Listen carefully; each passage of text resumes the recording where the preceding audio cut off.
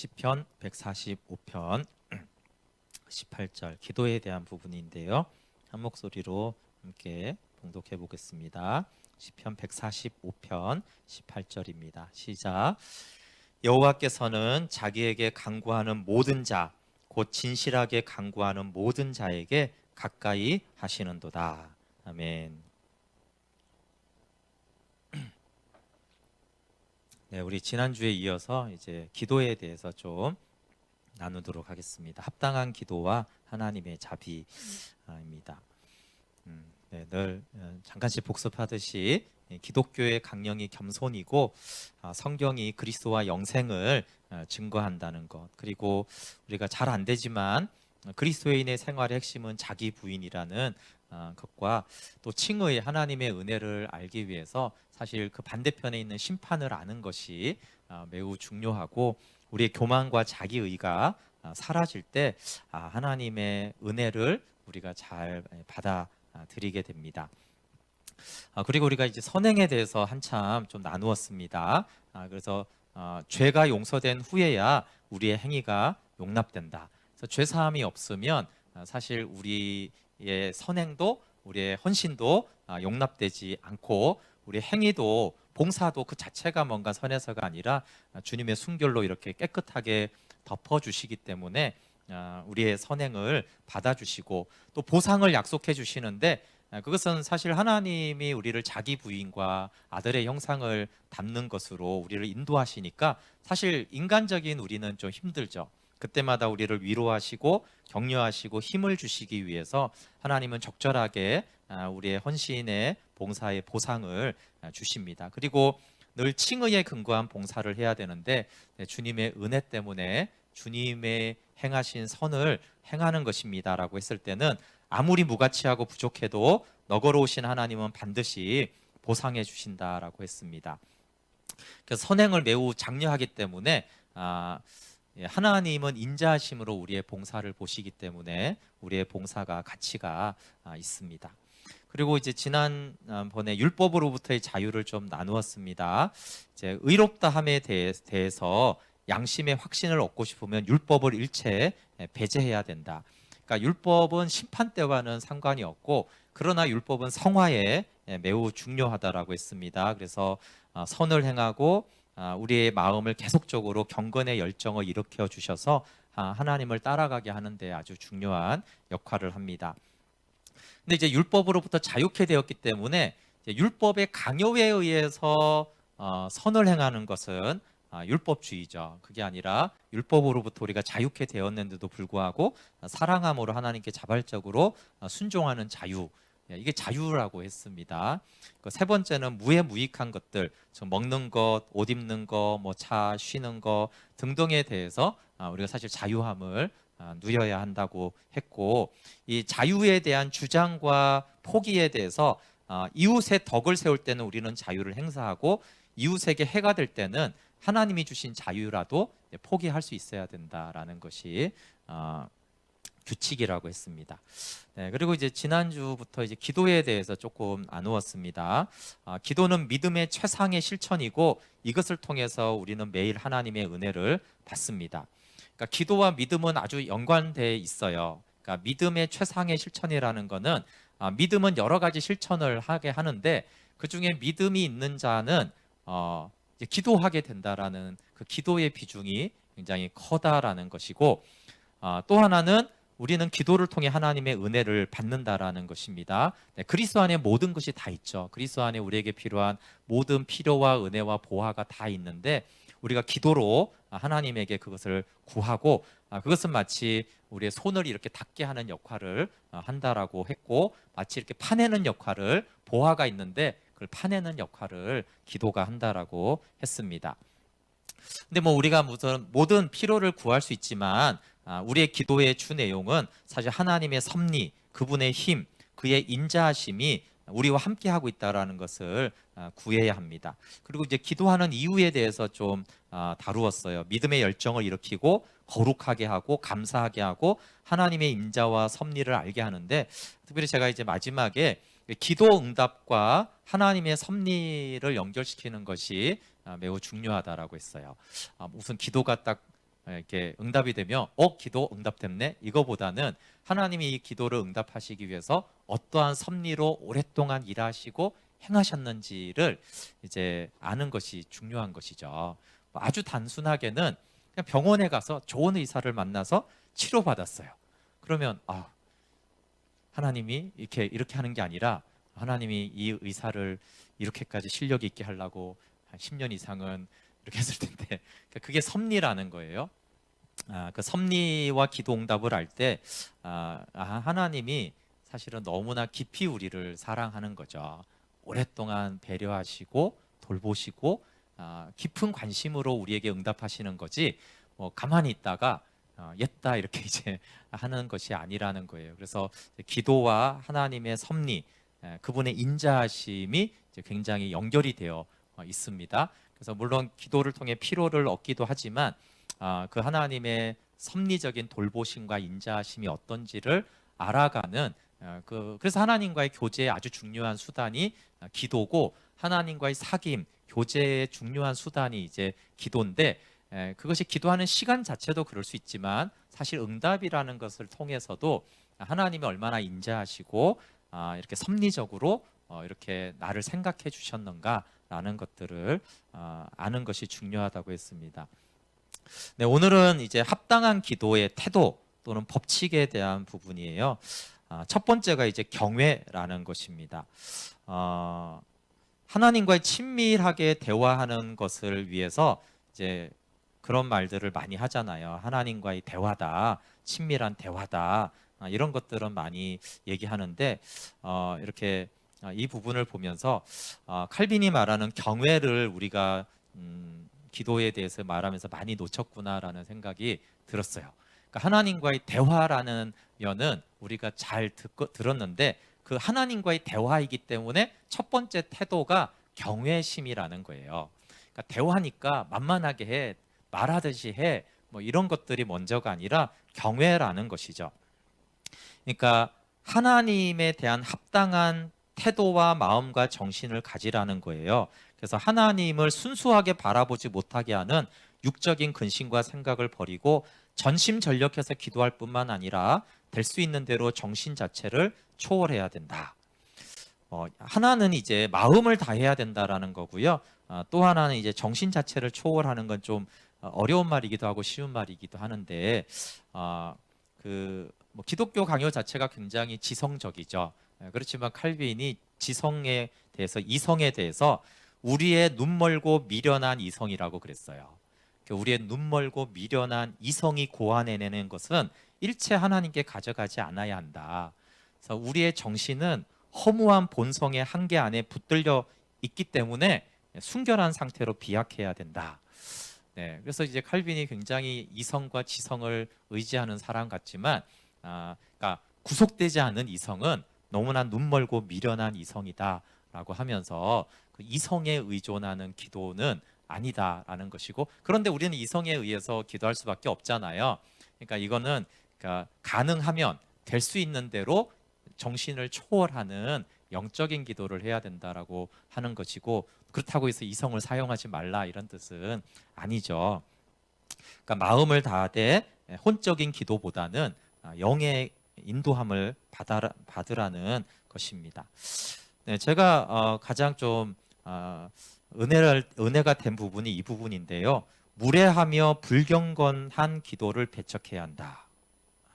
네, 하나님이 우리 아버지라는 이유로 기도를 너무나 이렇게 막 해도 된다라고 좀 가르치고 배우는 경향이 있는 것 같아요. 한국교회 안에.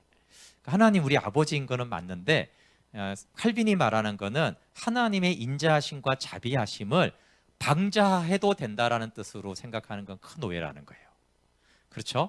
하나님 너무 인자하시고 자비로우세요. 전능하시고 거룩한데 우리 아버지세요. 근데 그 말은 방자하게 무례하게 대해도 된다라는 뜻은 아니죠.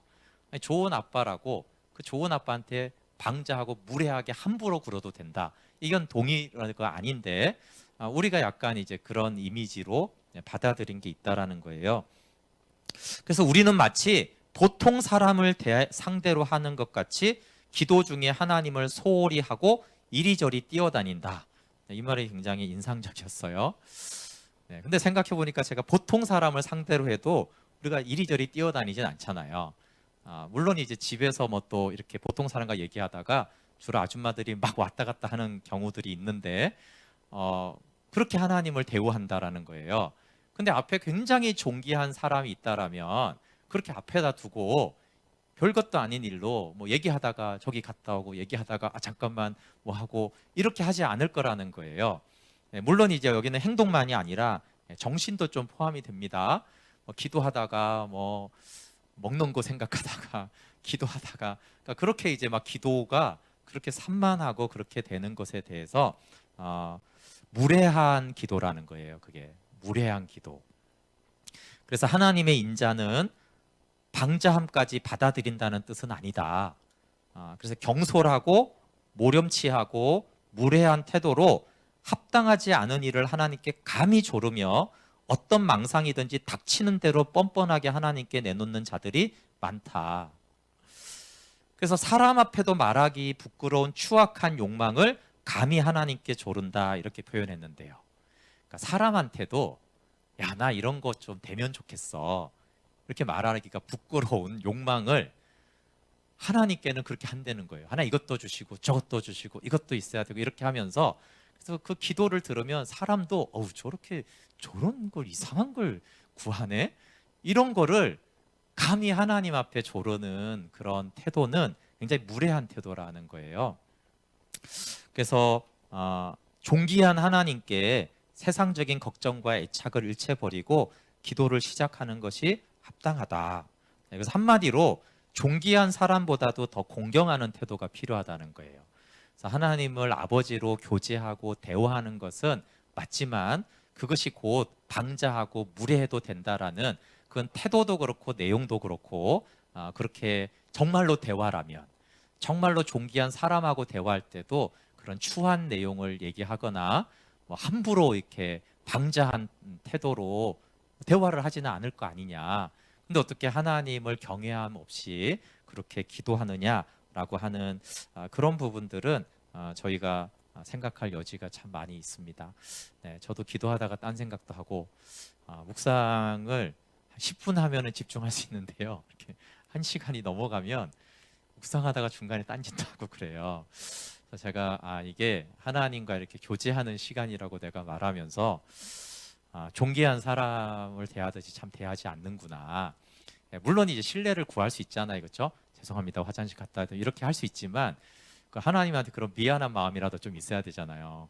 죄송합니다, 제가 좀 피곤해서 좀 저 자고 또 해야겠 이래야 되는데 그냥 뭐 너무나 이렇게 함부로 대하듯이 하는 기도.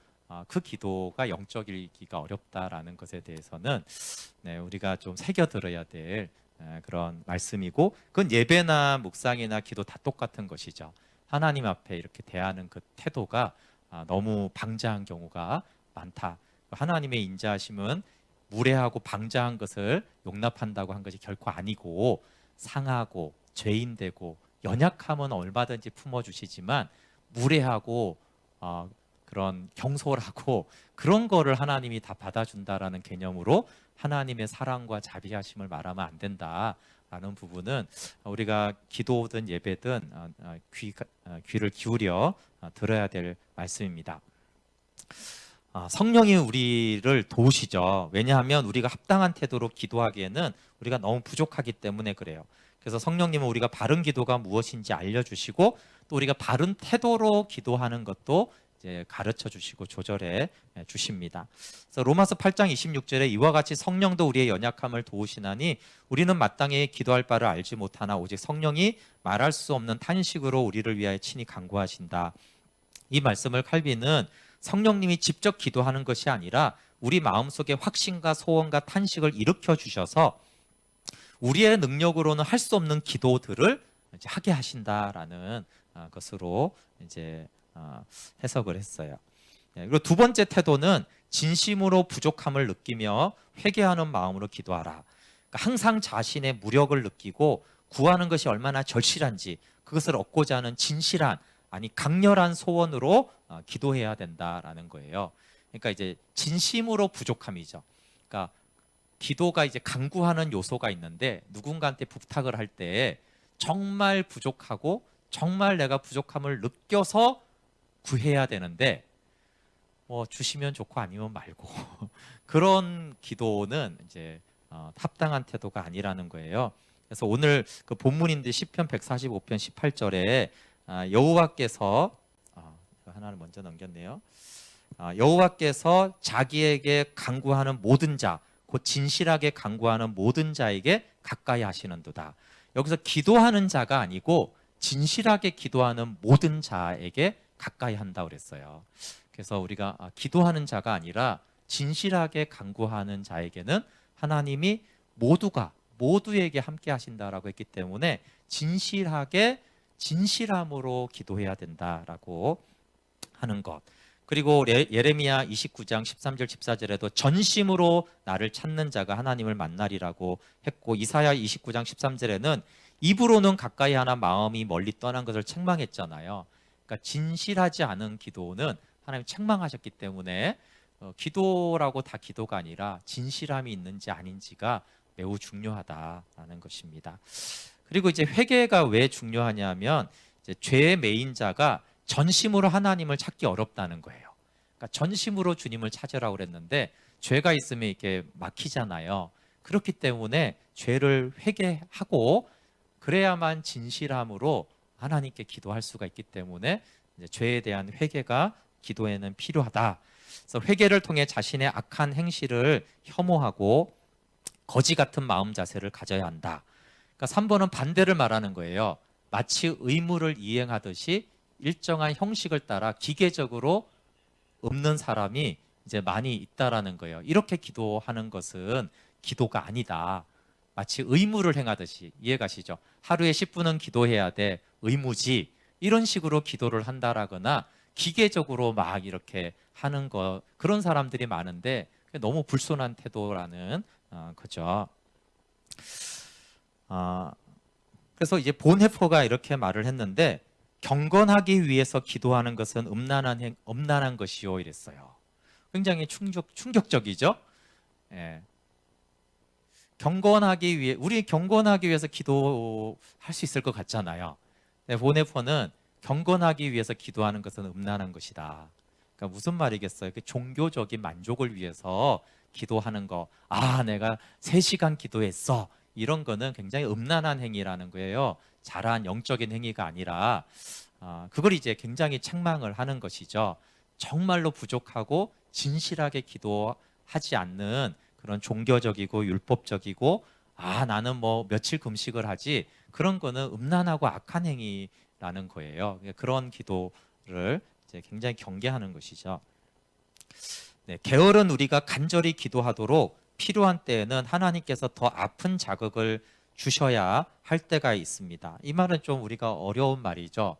근데 이거를 이제 다윗은 이렇게 왜 하나님이 아프게, 그게 아니라 주를 만날 기회라고 불렀다는 거예요. 그래서 시편 32편 6절 7절에 이로 말미암아 모든 경건한 자는 주를 만날 기회를 얻어서 주께 기도할지라. 진실로 홍수가 범람할지라도 그에게 미치지 못하리이다. 주는 나의 은신처이오니 환난에서 나를 보호하시고 구원의 노래로 나를 두르시리이다. 네, 그러니까 내용이 뭐냐면 홍수가 범람할지라도, 환난에서, 이 말이 뭐냐면 홍수가 나고 환난이 올 때가 다윗은 주님을 만날 기회라는 거예요.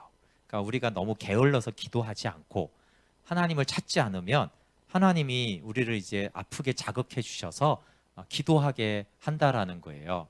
그러면 이제 주님, 제가 주님을 찾지 않고 기도하지 않고 그러니까 이런 환난과 홍수를 주셨군요 라고 원망하는 것이 아니라 다윗은 이때가 주님을 만날 기회구나, 그렇게 이제 고백하면서 주를 만날 기회를 얻어서 주께 기도할지니라, 이렇게 말씀했어요.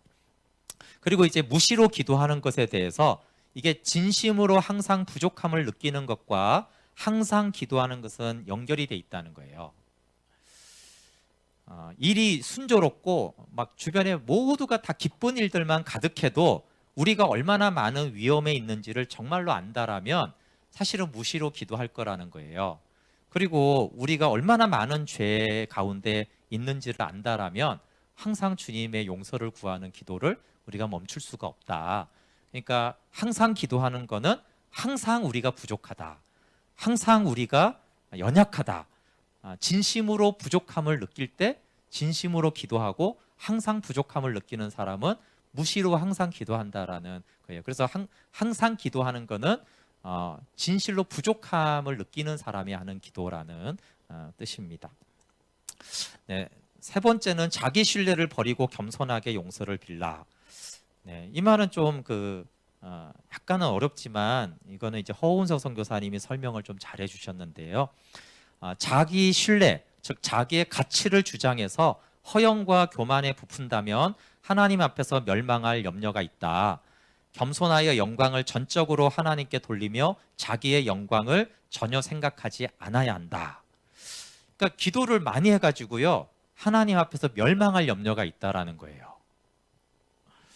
다니엘서 9장 18절 19절에 보면은 우리가 주 앞에서 간구하는 것은 우리의 공의를 의지하여 하는 것이 아니요 주의 큰 궁유를 의지하여 함이니이다.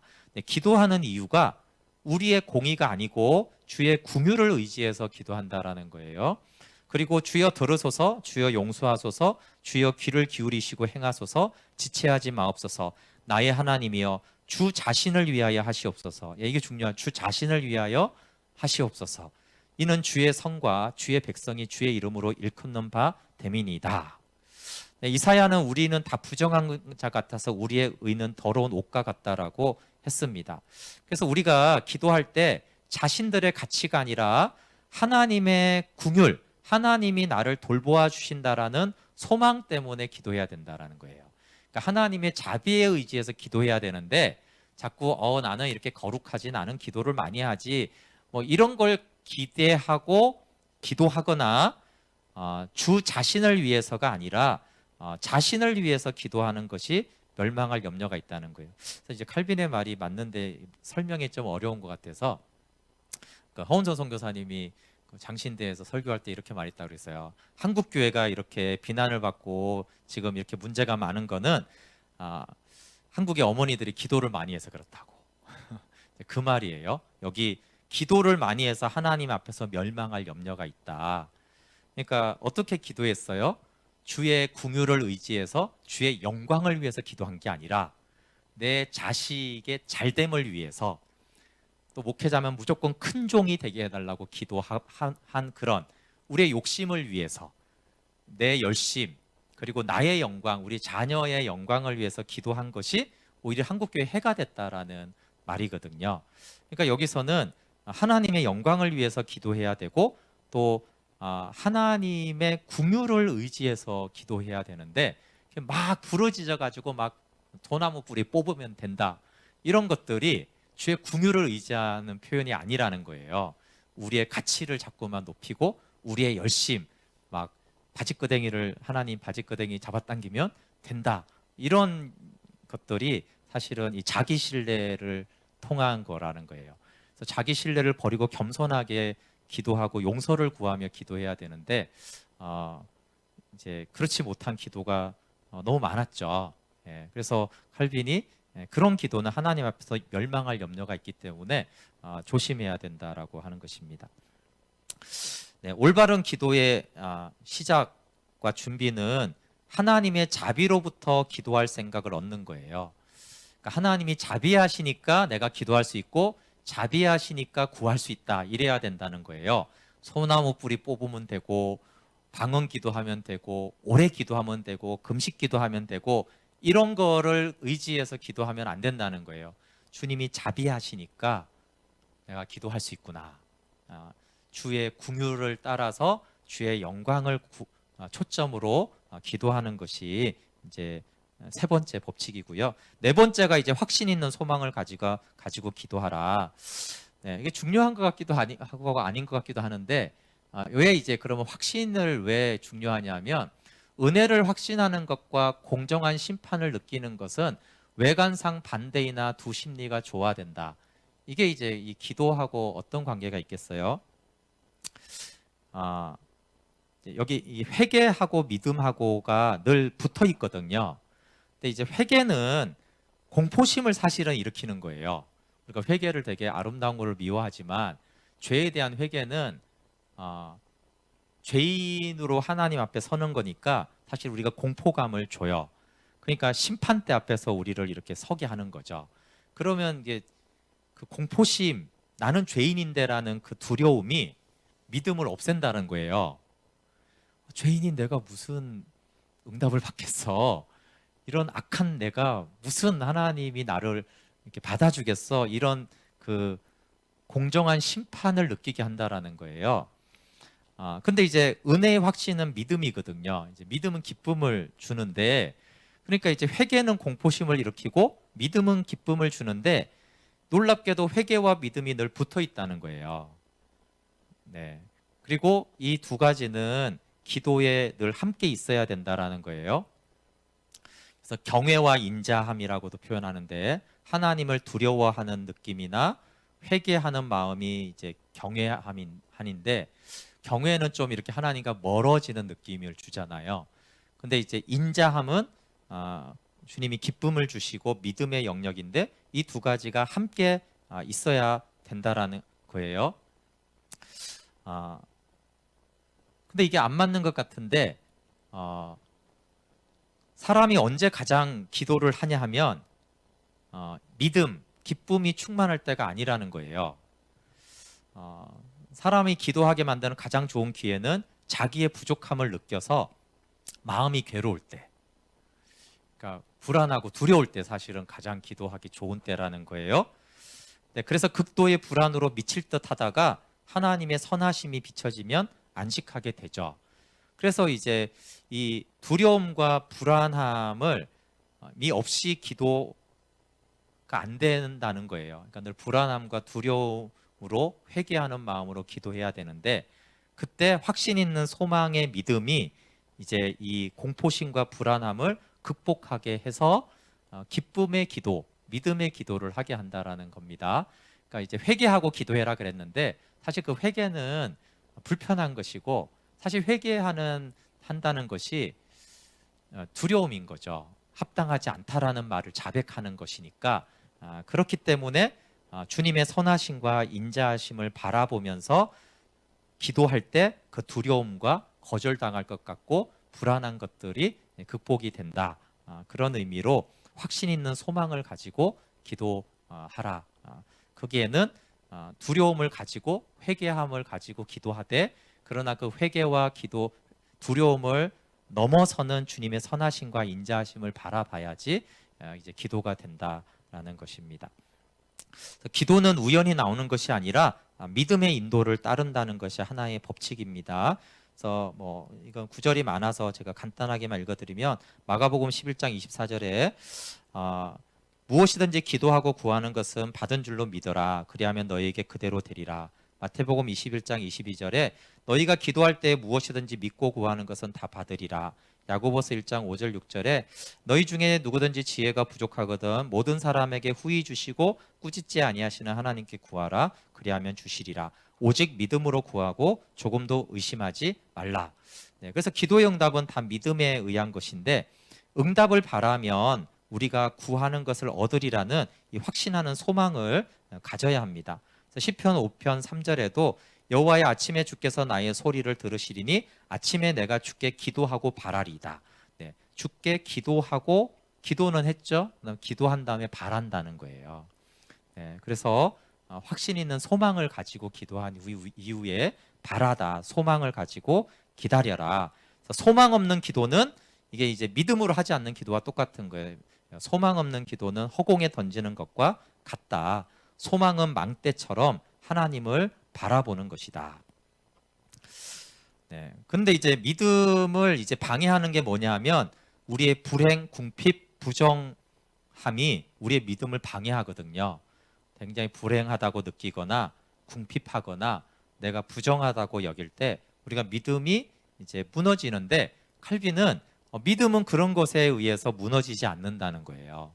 이것이 이제 기도할 때 아까 우리가 두려움을 느낄 때 중요한데, 신자가 무거운 짐에 심히 눌리고 고민하며 하나님을 무서워할 죄가가 아무리 많아도 여전히 믿음으로 하나님 앞으로 나간다. 왜냐하면 기도는 자녀가 하나님 앞에 고통을 호소하는 것과 같다는 거예요. 그래서 지극히 자비하신 하나님이 우리가 혼란스럽고 근심과 공포심이 있을 때 그것을 치료하시고 하나님 아버지 앞으로 이끄시기 때문에 무거운 짐이 있고 정말 하나님이 무섭게 느껴지는 죄가 있어도 믿음으로 하나님께 나가야 된다. 그러니까 믿음은 결코 그런 죄나 무거운 짐 때문에 사라지는 그런 것이 아니고 하나님은 그것을 받아 주신다라는 거죠. 그래서 불행과 부정과 죄가 믿음을 무력화시키지 못한다는 것입니다. 네, 그리고 우리가 이제 하나님의 명령과 약속이 기도의 원동력이 됩니다. 하나님 우리에게 기도하라고 명령하셨고 기도하지 않을 때 우리를 책망하십니다. 근데 경건 생활에서 기도는 하나님이 가장 많이 명령한 것 중에 하나입니다. 근데 이제 명령을 할 때마다 종종 하나님은 약속을 주셨어요. 그러니까 환난 날에 나를 부르라 내가 너희를 건지리니 내가 나를 영화롭게 하리라. 마태복음 7장 7절에도 구하라 그리하면 너희에게 주실 것이요. 이렇게 이제 기도하라고만 명령한 것이 아니라 물론 기도 자체가 중요합니다. 기도 자체가 하나님과의 교제이기 때문에 그런데 기도하면 내가 이렇게 해주리라라는 약속이 첨가가 되었는데 그것은 하나님이 우리의 기도를 쉽게 받아주시며 우리가 가까이 가는 것을 환영하시겠다고 약속하지 않는다면 대부분의 사람들은 하나님을 피해서 도망할 것이기 때문에 하나님이 이런 좋은 약속들을 해주셨다라는 거예요. 이제 이 지금 부분은 뭐냐 하면 그 네 가지 태도는 기도에 너무 중요하다라는 거예요. 그게 성경에 있고 그런데 이 네 가지 태도를 또 집중하다 보면 어떤 현상이 들어요? 아우 기도하기는 어려운 거네 이렇게 생각한다는 거예요. 그래서 그게 아니고 성경에는 또 기도는 하나님이 쉽게 받아주시고 우리가 하나님께 가까이 오는 것을 하나님 너무나 환영하고 기뻐한다라는 표현을 하나님 많이 기도할 때마다 약속해 주셨다라는 거예요. 그래서 괜찮아, 기도해.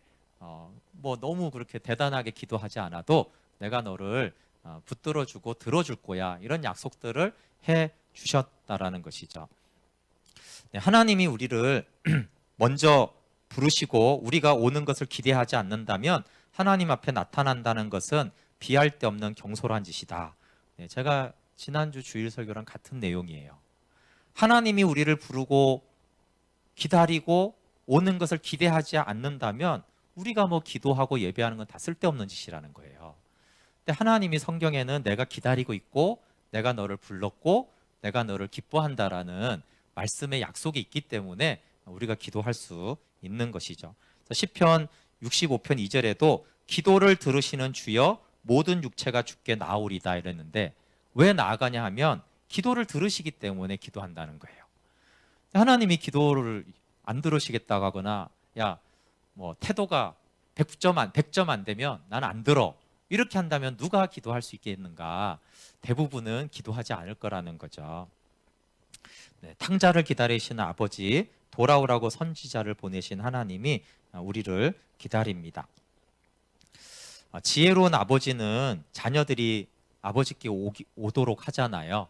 네, 그래서 이 4번을 이렇게 해서 제가 오늘 본문으로 잡았는데 여호와께서 자기에게 간구하는 모든 자, 곧 진실하게 간구하는 모든 자에게 가까이 하신다라는 말을 항상 귀에 쟁쟁하게 들어야 한다.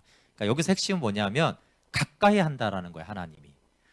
하나님이 가까이 한다 이 말을 항상 우리는 귀에 염두에 둬야 된다라는 거예요. 물론 그 앞에 진실하게 기도하는 자지만 가까이 한다라고 하시는 이 약속이 있지 않느냐. 그러니까 이제 기도를 하러 나아가라고 말하는 거죠. 네, 마지막에 요거까지 해야지 이제 마음이 좀 편하게 기도할 수가 있는데요. 하나님의 용서가 있어야만 우리의 기도는 응답된다. 그러니까 주의할 것은 이 네 가지가 기도하는 태도에 아주 중요하다는 거예요. 기억나세요? 하나님을 경외함으로 대하고 나는 진실로 부족한 사람이야. 그리고 자기를 신뢰하면 안 돼요. 그리고 소망의 확신을 가지고 기도해야 된다라는 이 네 가지는 기도의 법칙으로 아주 중요하다는 거예요. 그런데 법칙이라고 해서 이 네 가지를 너무 엄격하게 요구해서는 안 된다는 거예요. 칼빈이 자기가 한 말이에요. 자기가 이거는 법칙이라는 게 뭐예요? 꼭 해야 되는 거잖아요. 꼭. 네, 저는 제가 그래서 태도라고 이렇게 사실은 적었는데 사실은 칼빈은 법칙이라고 이렇게 말하고 싶을 정도로 이 네 가지가 중요하다. 그렇게 다 가르쳐 놓고는 근데 이걸 너무 엄격하게 요구해서는 안 된다라는 거예요. 우리가 완전한 믿음이나 회개가 없거나 근데 완전한 믿음도 없이 기도하거나 회개하지 않고 막 기도하거나 간절함이나 바른 기도가 안 될 때 하나님이 거부하신다. 이렇게 이런 뜻으로 나는 이 네 가지를 말한 게 아니라는 거예요. 네, 이 중요합니다. 이렇게 네 가지를 안 지키면 하나님이 기도를 안 들으신다. 이런 뜻으로 자기가 이걸 가르친 게 아니라는 거예요, 절대로. 바른 기도를 해야 된다라는 것 때문에 네 가지 원칙을 가르쳤는데 이 네 가지 원칙을 어긴다고 해서 그러면 하나님은 기도를 거절하시지 이런 뜻은 아니다. 네, 이해 가시죠? 그렇다고 함부로 기도해라. 이것도 절대 아닌 거예요. 네. 올바른 기도의 법칙이지만 이 법칙을 충분하고 바르게 실행할 사람은 별로 없다는 거예요. 우리가 너무나 부족하기 때문에. 그리고 심지어 성경에도 또 다윗도 이렇게 찾아보면 이 네 가지 법칙을 다 안 지키고 이렇게 무절제하게 때로는 좀 약간 불평하듯이 하는 그런 기도들도 있다라는 거예요. 그런 기도들을 하나님이 들어주셨기 때문에 반드시 하나님이 어떤 법칙을 가지고 기도를 듣고 하는 분은 아니다. 그러나 이제 바른 기도가 무엇인지는 매우 중요하고 우리는 그런 기도를 하려고 해야 된다라는 것입니다. 하나님은 우리가 무심결에 중얼거리는 말을 관용하시며 우리의 무지를 용서하십니다. 그래서 그런 찬양이죠. 우리의 신음소리에도 응답하시고 그 말이에요. 네 가지 법칙을 말해놓고는 무심결에 중얼거리는 말도 하나님은 그 말을 이렇게 들어서 응답해 주시기도 한 무심결에 한 말도. 그리고 우리가 무지하잖아요. 무지해서 어떻게 기도할 줄도 모르고 좀 바보처럼 기도한 거예요. 무지해가지고. 그러면 아버지기 때문에 그걸 용서해 주신다라는 거예요. 네가 무지해서 그런 식으로 나한테 기도했구나. 그래서 무지한 기도라고 해서 하나님이 다 거절하지 않는 것은 그분이 자비하신 아버지로 우리의 기도를 들으시기 때문이라는 거예요. 그래서 시련 중에는 또 이 법칙대로 합당한 일과 유익한 기도를 하지 못하는 예도 많다. 네, 이해 가시죠? 너무나 고통 중에 있는데 네 가지 법칙을 지켜서 기도해라 이러면 우리는 또 너무 힘들다는 거예요. 지금 고통스러워서 힘들어 죽겠는데 네 가지 법칙 안 됐으니까 그렇지 않다는 거예요. 사실 우리가 고통 중에 있을 때는 실제로 우리는 이렇게 기도하지 못한다라는 거예요. 그러니까 하나님은 그걸 다 아시기 때문에 기도해라. 네, 그래서 중요한 것은 이겁니다. 하나님의 도움이 없다면 신앙의 연약함과 불완전은 신자들의 기도를 부패하게 만든다. 그러나 놀랍게도 하나님은 이 결점을 용서해 주신다. 예, 바른 기도를 해야 됩니다. 사실 우리는 너무 부족해서 우리의 기도는 부패하게 된다는 거예요. 근데 하나님이 부패한 우리의 기도를 도와주셔서 기도할 때 결점이 있잖아요. 아까 말한 대로 경외하는 태도가 없든 진실함이 좀 없든 뭐 회개를 잘 안 하든 그러면은 하나님이 그 결점들을 용서해 주신다라는 거예요. 그래서 중요한 것은 제가 그래서 오늘 제목을 합당한 기도와 하나님의 자비라고 그랬어요. 그러니까 우리 편에서는 합당한 기도를 드려야 되는데 기도의 결정적인 건 하나님의 자비하심이라는 거예요. 우리가 합당한 기도를 드리며 응답되고 그런 게 아니라 우리의 결점에도 하나님의 자비하심이 그 기도를 기도가 되게 한다는 거예요. 어쩌면 기도 같지도 않은 기도를 기도가 되게 하시는 분은 하나님의 용서와 자비하심이다.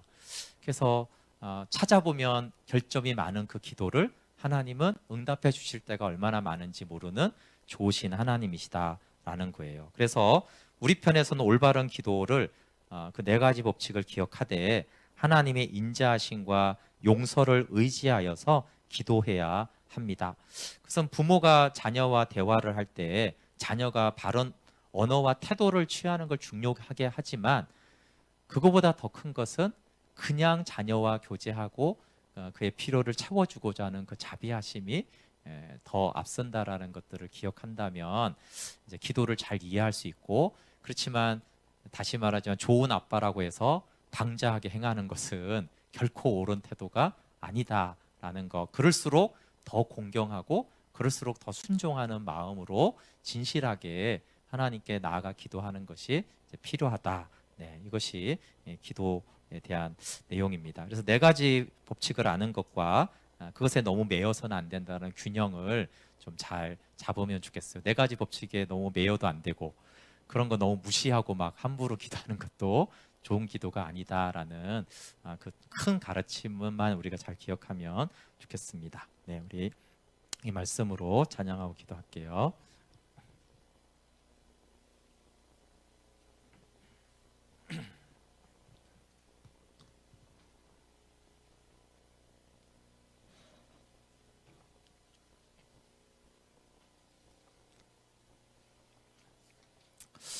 네, 우리 기도의